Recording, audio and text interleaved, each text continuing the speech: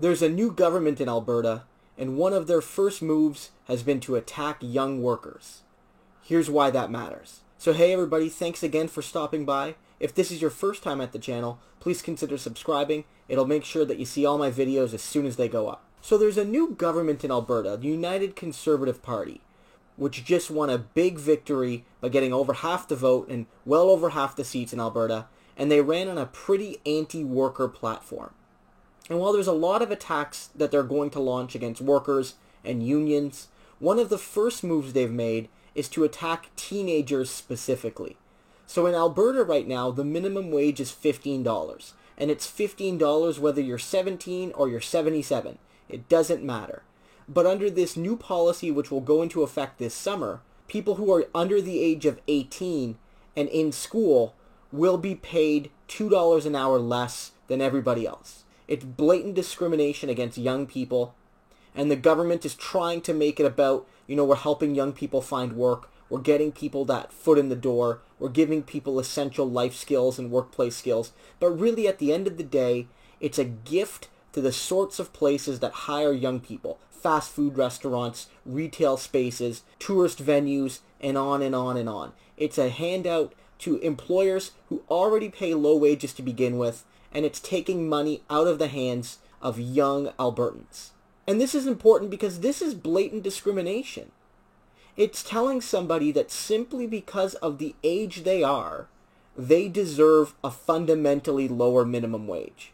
And $2 an hour from 15 down to 13, that's a significantly lower minimum wage. We're not talking about a couple cents an hour here. And Alberta's not the only jurisdiction in Canada where, young people, where people under a certain age have a lower minimum wage than others. But it is the only place where, it's gone to a universal $15 minimum wage, and a new government has come in and not only froze the minimum wage, but has actually slashed it for young people. And it's just, it shows a couple things. One, again, this is Jason Kenney and his Conservative Party. This is a handout to some of the worst employers in Alberta. Some of the stingiest employers who don't take good care of their workers and don't respect their workers, don't give them decent hours, don't give them benefits, don't give them job security. And it's another handout. For every employee they have under the age of 17, multiply that by $2 an hour, it's a big payday for some of these employers. But it's also an attack on young workers because Kenney doesn't think they'll be able to retaliate. By design, anyone 17 years of age or younger couldn't vote in the last election and might not be able to vote for a couple years now. But all of these people will be able to vote when the next election comes around in Alberta. But Kenney feels that young people don't vote, they're not engaged enough, he doesn't need them because he's got old boomer types that just, think that they have theirs and they don't care about young workers. And so he's going to go after young people. He can give a goodie bag to his, capitalist friends, yet not piss off, the old people who are essential to his victory. So young people are kind of at the brunt of this attack on workers. And it won't just be young people. There's a whole bunch of other news reporting and videos about how Alberta's new labor laws are attacking overtime and attacking, people who work as liquor servers and as waiters and waitresses and on and on and on.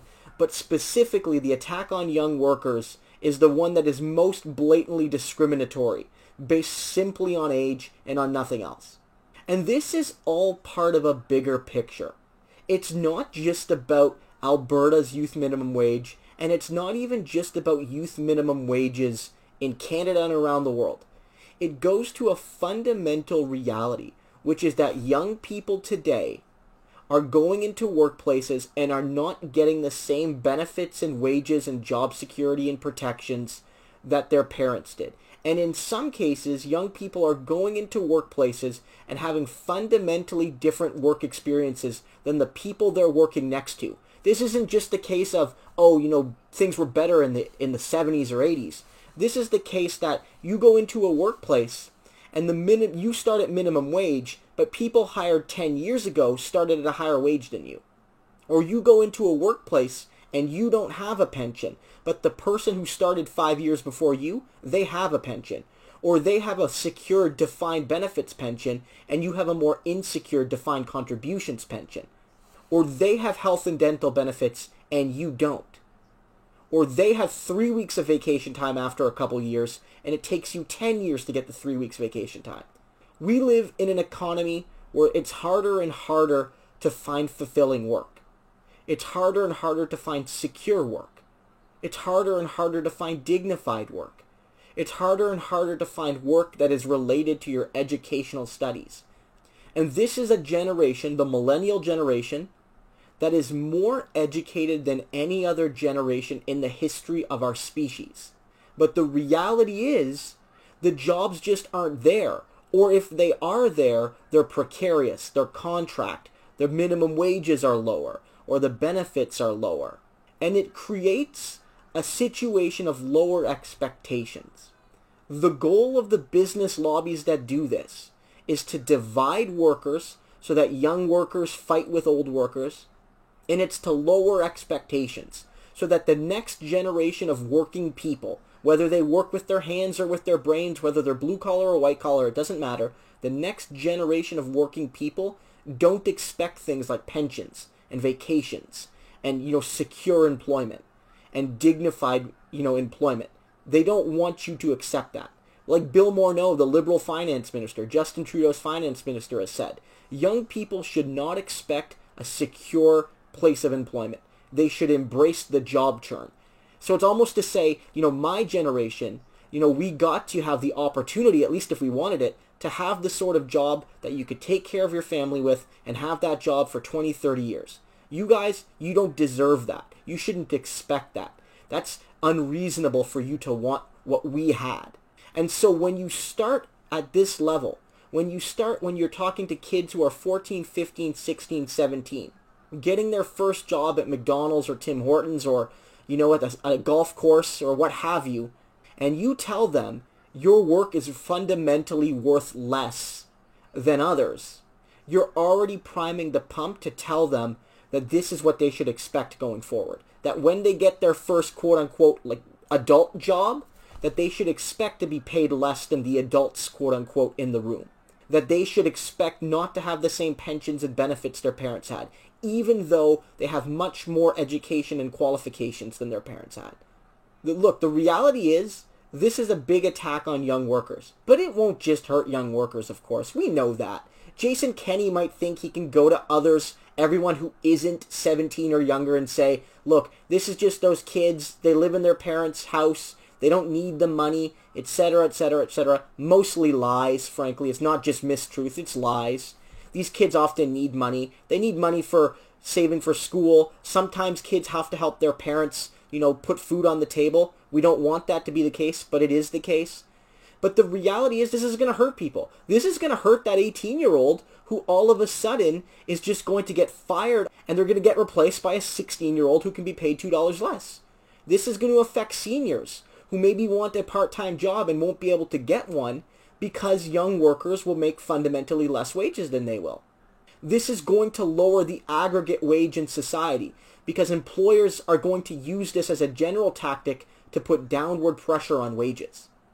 They're also going to demand workers, and this isn't legal, of course, but they're going to do things like say to workers, look, if you don't maybe do a little bit of extra unpaid overtime, I can just let you go. And not only can I let you go and find someone else, I can let you go and find someone else that will work for the minimum wage that kids make, which is $13 an hour instead of $15 an hour.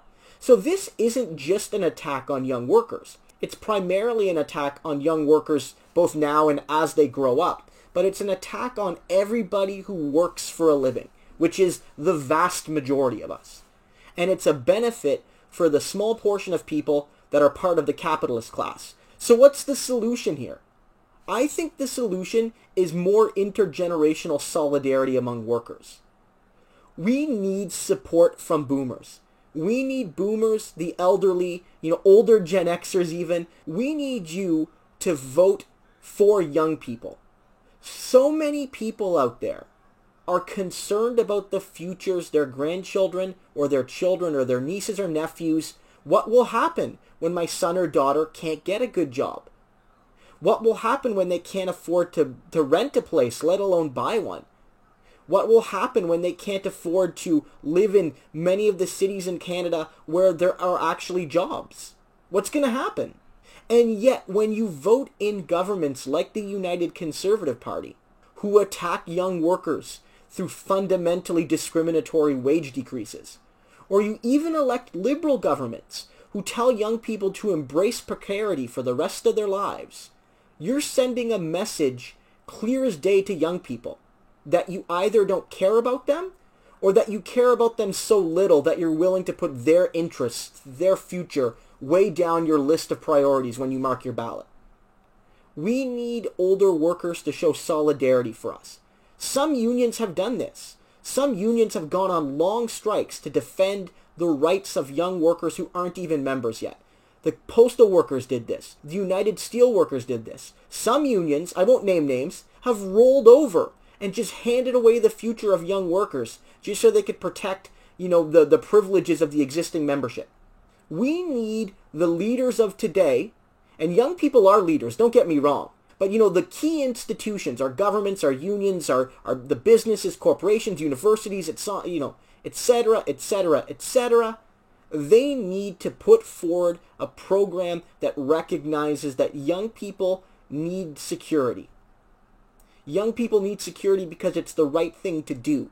Young people need security because it's good for our economy.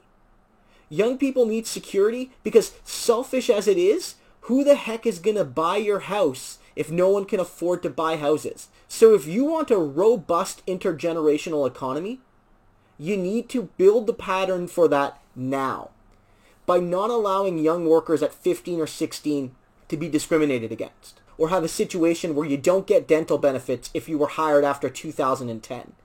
That situation is not something that helps us build towards a future where everyone is included. If we want a just society, we have to fight for it now. Those, again, like the boomer generation and those older, who benefited so historically from a time where without a high school education you could earn a living to support a family of 5, they need to pay it forward and vote for parties and support policies that actually allow young workers to have the same modicum of success. There is no other way forward except for a kind of chaos where the children of the rich, you can darn well bet they'll be okay, but the children of the rest, they're going to have a very sad life. So guys, thanks for watching. If you enjoyed this video, I would really appreciate it if you liked, commented, and subscribed. It really helps to spread the message of the channel and let people know that if we can fight discrimination against young workers when they're in high school, we can build the pattern forward to a more just workplace, over the generations. But I want to know what you think. What do you think is the biggest factor in preventing young people from finding decent employment? What's something that we can all do to help make sure that the next generation has good, well-paying, secure jobs? So I'll see you guys in the next video. Thanks again for watching.